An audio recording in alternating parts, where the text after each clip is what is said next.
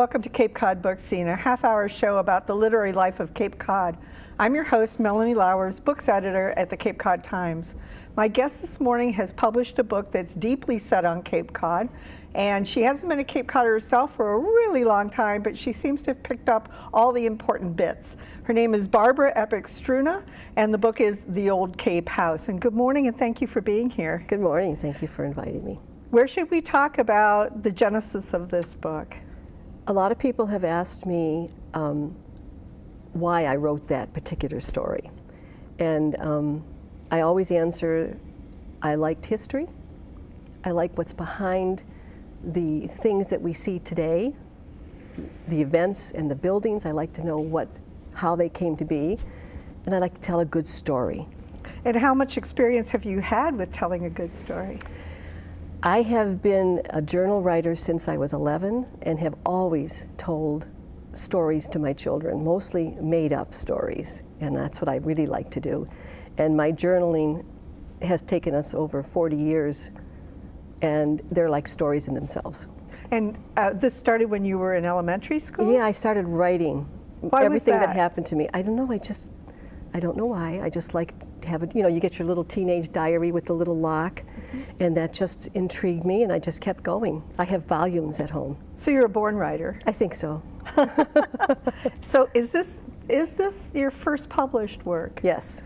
Okay, well that took a while. It did, and the reason why I actually chose this story was we moved here from Ohio 27 years ago. And my husband is a professional artist, Tim Struna, and we came here because we felt the Cape, he could sell more, and he could paint more. And I could then write my first novel. But we did bring with us 3 disgruntled teenagers who didn't want to leave Ohio. We brought them, and in the first 5 or 6 years that we were here on the Cape, we sort of had a perfect storm. We had 3 teenagers that were going to eventually go off to college. We bought an old 1880 house that had a lot of work to be done on it. We did a lot of the work ourselves. We also tried to, we were establishing ourselves in the arts community.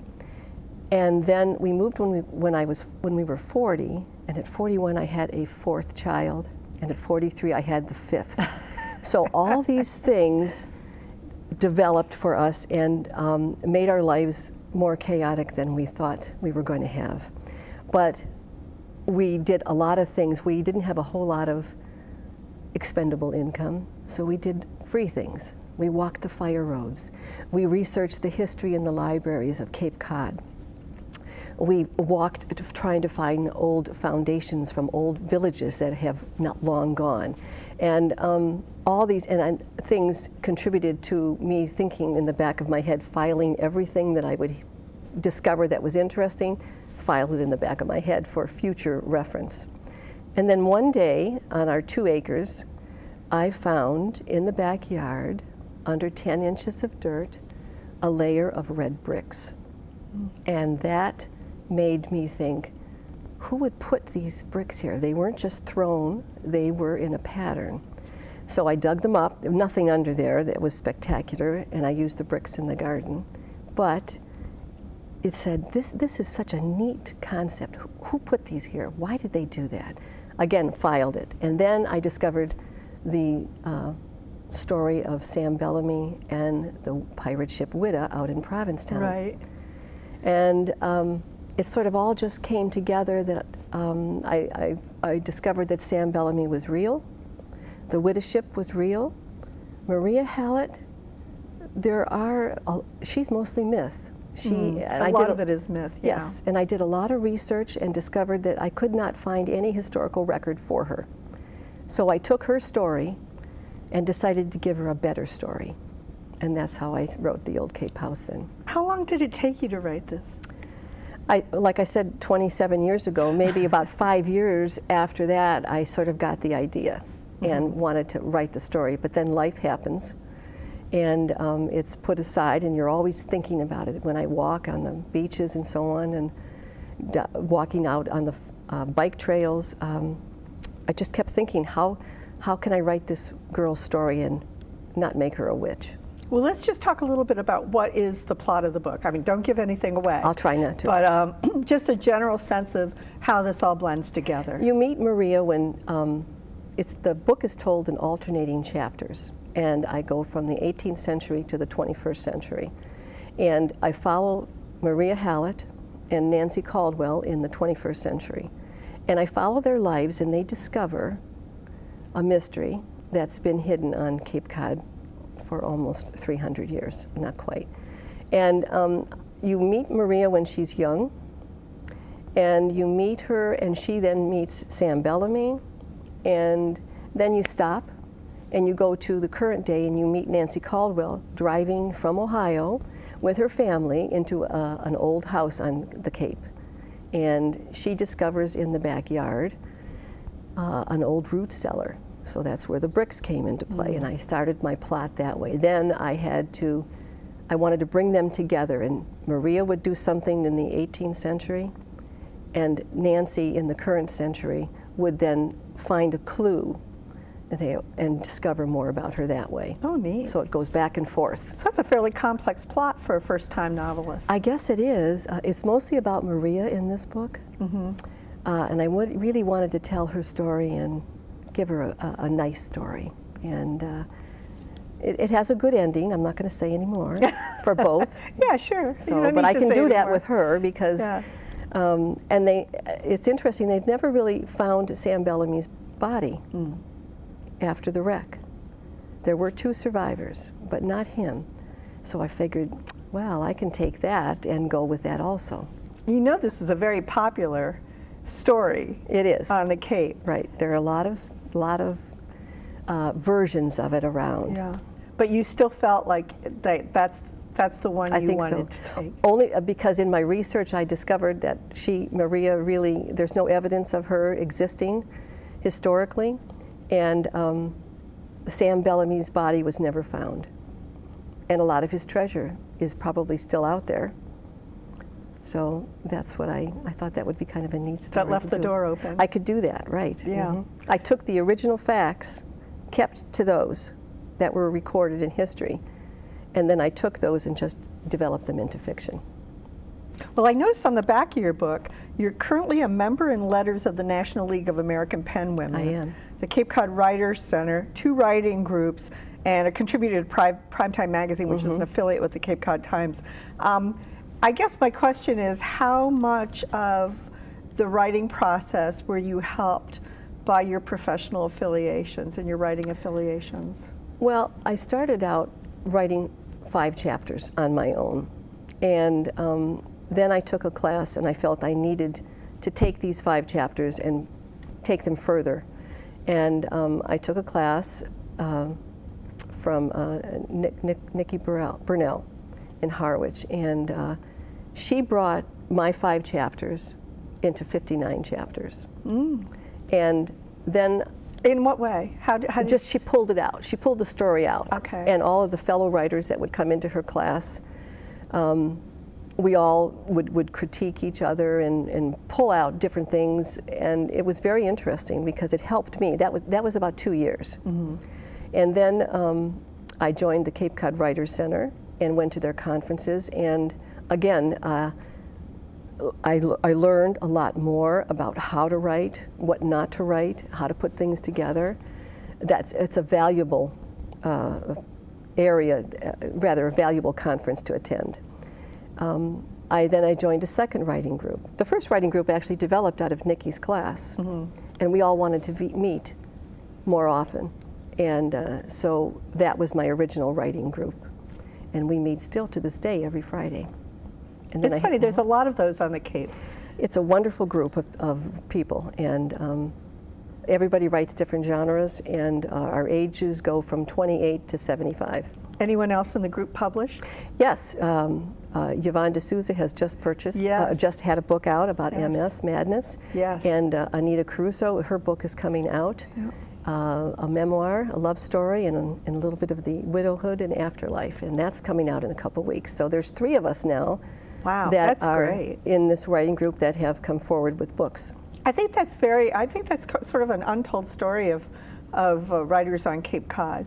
These groups that they form informally, usually they find each other through library groups or book groups or things like that, and then they end up really encouraging each other to the finish line. Right. It's almost like running groups, you know, where people they say, "Darn it, I am running on Wednesday night, and I'll go with you," kind of thing. Right. And this kind of pushing and pulling each other along through what is often a very lonely process, but I think it's less so for folks in these groups. Well, if someone shows up at the writing group and they don't have any writing and we all say, "You better have something next week," even if it's a sentence or two. Yeah.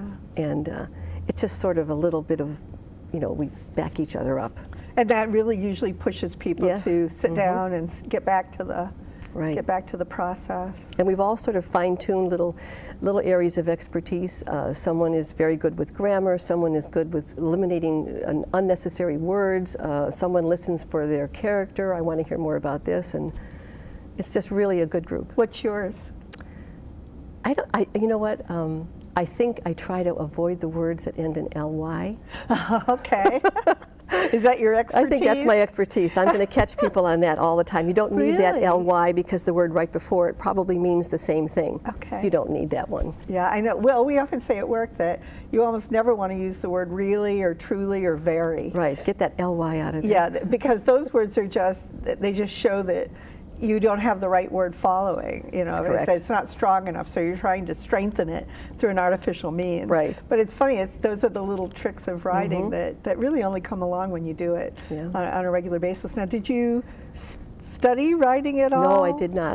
I was an elementary school teacher for about a year, and then we started our family. Okay. That was 44 years ago. Yeah, right. And then I became the business manager and the accountant for Tim's career and so on. So that's where I stay-at-home mom. And you have a lot of grandchildren. No, I only have 2. Oh, I thought you had more than that. No, I only have 2. You have 2. Well, the They're potential working on is there. it. They're working on it. Right. I have 2 that are married and 1 that's going to be married in October, and the other 2 are just waiting I'm waiting in the wings for them. Yes. And they range from ages of 44 down to 22. Wow. And the 2 last ones, of course, were my Cape Cod babies. Right. I guess my next question, my next area that I think I want to sort of ask you about is, having been at home for a long time and then the process of writing, how did it feel to sort of come out in public with your book? Well, I think I always had what they call a teacher's voice, and so I did go to several groups along the way in our career, and I would talk about Tim's career, and I would talk about, we had custom framing, so I was used to presenting different topics to people, and I kept myself, and I taught classes, craft classes along the way, and talking to people every day that come into our gallery.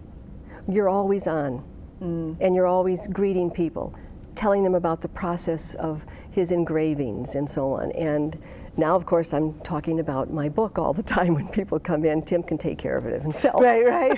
Yeah, I noticed that you've been able to combine both having a signing at your business and then also sort of a gathering point, a gathering place. I've been lucky that I'm fortunate Tim's work. that I have that venue that we can sell the book and I can have a signing, and we have a large mailing list that goes out once a year, a newsletter, and almost 2,600 people across the country, and gives them alerts as to what we're doing and so on. It only comes out once a year, but it's a newsletter that people like. So that's part of you. I used to write the newsletter. That was a that's ready-made correct. marketing tool for you for the book.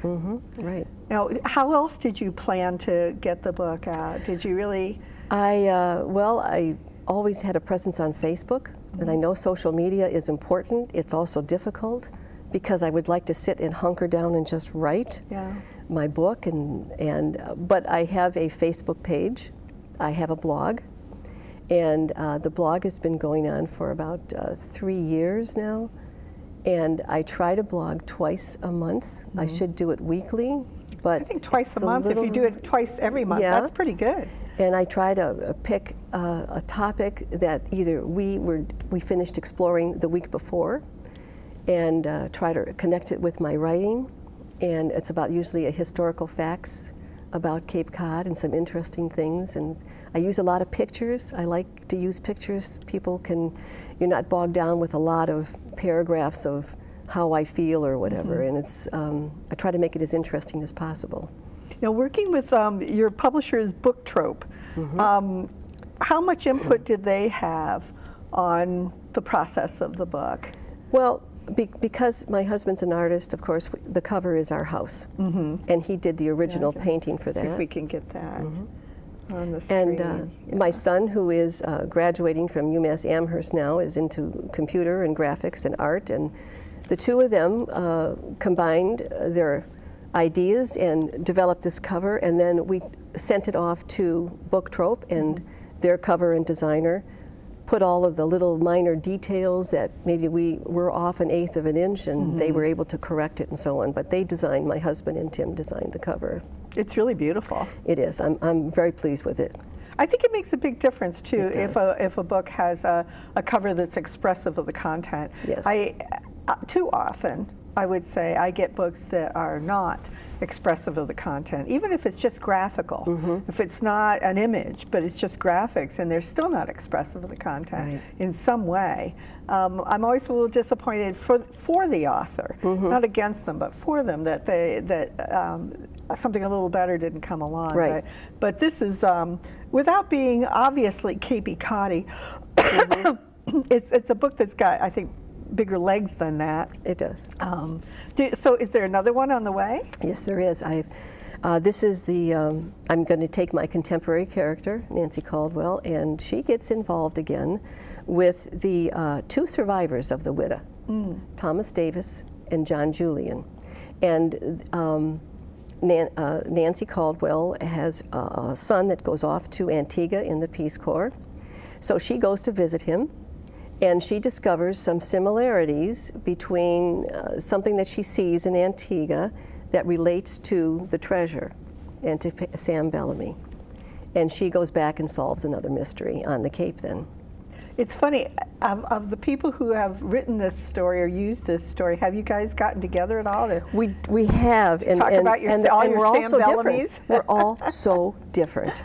And sometimes Maria, there's been several books written about her, and they still all focus on the myth and the legend and really do not give her a defining place in history. She's always just imagined and thought of, and that's the reason why he came back to Cape Cod. And attached to him. Right, exactly. Rather than separate in any way. Right. We do forget, I'm sure you know Sally Gunning. Yes, and yes, Brewster, wonderful. who has focused on very much on the role of women on Cape Cod and in New England culture.